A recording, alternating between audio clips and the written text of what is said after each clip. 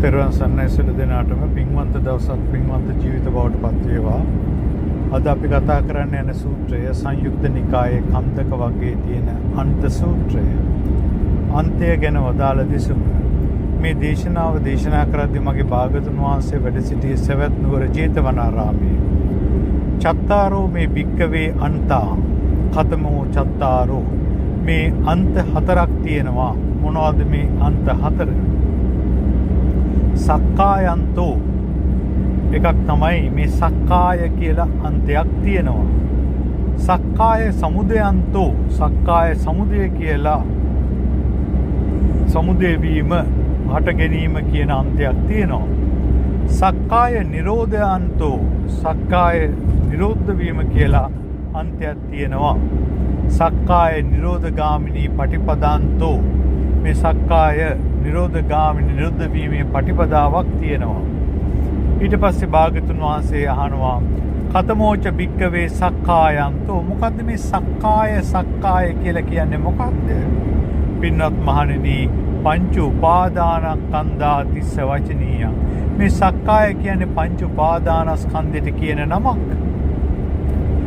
කතමේ පංච මොකද්ද මේ පංච උපාදානස්කන්ධය කියන්නේ?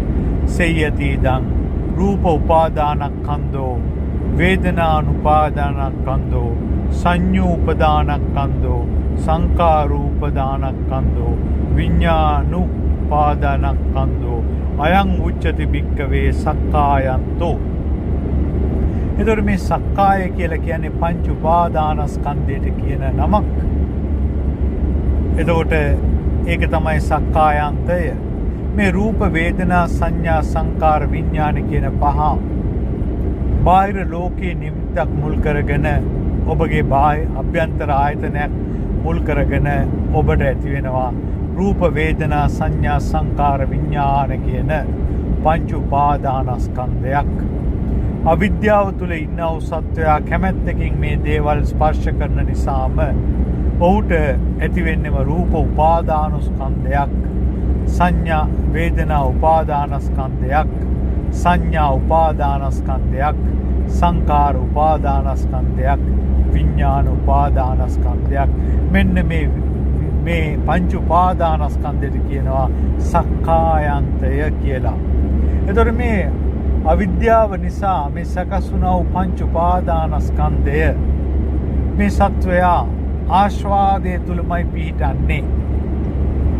නන්දි රාගයේ තුලම පිහිටනවා. තණ්හාවෙන් බැඳිලා. කතමෝච භික්කවේ සක්කාය සමුදයන්තෝ මේ සක්කාය සමුදය වෙනවා කියන්නේ මොකද්ද?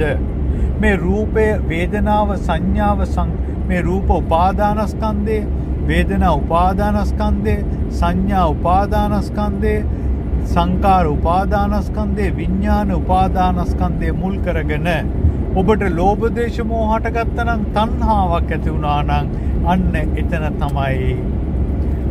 අන්න එතන තමයි සක්කාය සමුදය බවට පත් වෙන්නේ. මේ පංච උපාදානස්කන්ධය මුල් කරගෙන ඔබට දුකක් ඇති වුණා නම් අන්න සක්කාය සමුදයටපත් වෙලා. මේ ලෝභ දේශ මේ පංච උපාදානස්කන්ධය මුල් කරගෙන ඔබට සැප දුක උපේක්ෂා වේදනාව මත ඔබ පිහිටලා නම් අන්න ඔබට සක්කාය සමුදය වෙලා. යම්කිසි කෙනෙක් මේ පංච උපාදානස්කන්ධය තුල තණ්හාවක් ඇති කරගත්තොත් යායන් තණ්හා. ඒ තණ්හාවක් ඇති කරගත්තේ මේ පංච උපාදානස්කන්ධය මේ රූපය කියන්නේ රූපය තුල කැමැත්ත බැසගද්දී ඔබට සැප දුක උපේක්ෂා ඇති වෙනවා. ඒ වගේම මේ වේදනාව තුලත් එහෙමයි. සංඥාව තුලත් එහෙමයි. සංකාර තුලත් එහෙමයි. විඥානයේ තුලත් එහෙමයි. ඒතර මේ රූප වේදනා සංඥා සංකාර කියන්නේ ඒසා මේ තණ්හාවක් උත්පාදනය කිරීම සඳහා හැකියාවක් තියෙන තැනක්. ඇයි තණ්හාවක් උත්පාදනය වෙන්නේ? ඒ තුල වේදනාව සකස් වෙන ඉඳා. ඒතර මේ කැමැත්තකින් මේ රූප වේදනා සංඥා සංකාර විඥාන කියන පංච උපාදානස්කන්ධය ස්පර්ශ වෙද්දී ඔබට ඇති වෙනවා සැප දුක උපේක්ෂා කියන වේදනා. මේ වේදනාව ඔබ පිළිසිඳ දකින්න නැත්නම් මේ වේදනාව නිසා තණ්හාව උපදිනවා. එතකොට මේ රූපන් ලෝකේ ප්‍රිය රූපං සාත රූපං එත්තේසා තණ්හා උපජ්ජමානා උපජ්ජති නිවිසමානා නිවිසති. අන්න ඔබට තණ්හාව ඇති වෙලා ඒ තණ්හාවේ ලක්ෂණ තමයි යායන් තණ්හා පෝනෝ භවිකා පුනර්භවයක් සහිතයි. නන්දි රාග සහගතා ඒ කැමැත්ත තුල ඇතිවෙන්නා වූ ආශාව තුල ආස්වාදයේ තුලමයි ඉන්නේ. තත්ත්ව තත්ත්වාභිනන්දනී වැටිච්ච තැන සතුටින් පිළි අරගෙන. එතකොට ඔබ ඉන්නේ කාම ලෝකයේ තුල නම් කාම ලෝකයේ තුල සකස් වෙනා වූ වේදනාව ඔබ පිළිසිඳ දකින්න නැති තාක්කල් කාම ලෝකේ නිසා සකස් වෙනා වූ පංච උපාදානස්කන්ධය ඔබ අනිත්‍ය දුක්ඛ හැටියට දකින්න නැති තාක්කල් ඔබට කාම තණ්හාවක් ඇති වෙනවා. ඔබ භවයේ තුල පළවෙනි ධානයේ, දෙවෙනි ධානයේ, තුන්වෙනි ධානයේ, හතරවෙනි ධානයේ ආදී වූ ධාන මුල් කරගෙන ඇති වෙන්නේ අවිද්‍යාව සහගතව නම් ඔබ ඒ සමාධිය පරිශීලනය කරන්නේ ඔබට ඇති වෙන්නේ පංච උපාදානස්කන්ධයක්. අන්න ඒ තුල ඔබට සකස් වෙන්නේ භව තණ්හාවක්.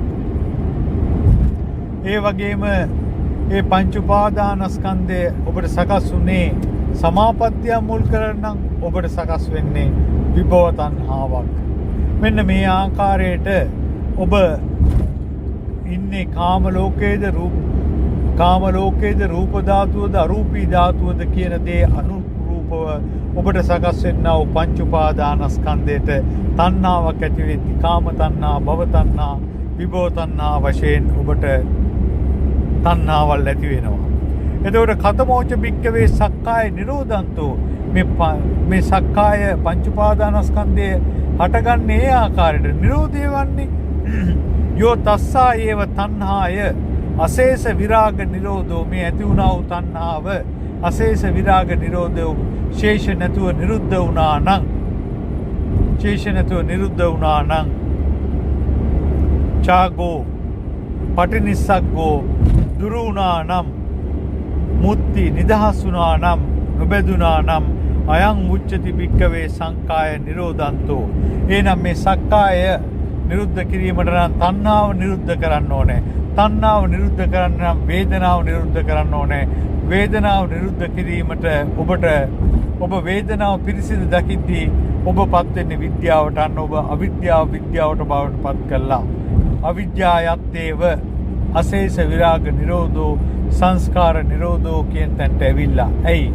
මේ කැමැත්ත නිසා මේ රූප වේදනා සංඥා සංකාර විඥාන කියන රූප තුල ඇති වුණා වූ වේදනාව සැප වේදනාවක් දකිද්දී ඒ හා සමානව දුකක් තියෙනවා කියලා, දුක් වේදනාවක් ප්‍රකට වෙට ඒ හා සමානව සැප වේදනාවක් තියෙනවා කියලා, උපේක්ෂා වේදනාව තුලත් තියෙන අදුක්කම අසුඛ වේදනාව කියලා දකින්නා වූ ශ්‍රුතවත් වූ ආර්ය ශ්‍රාවකයා යෝනිසෝ මනසිකාරය තුල අන්න ඔහු වේදනාව පිරිසිදු දැකලා විද්‍යාවට පත්වෙච්ච කෙනෙක්. අවිජ්ජායත්තේව අශේෂ විරාග නිරෝධෝ සංස්කාර නිරෝධෝ.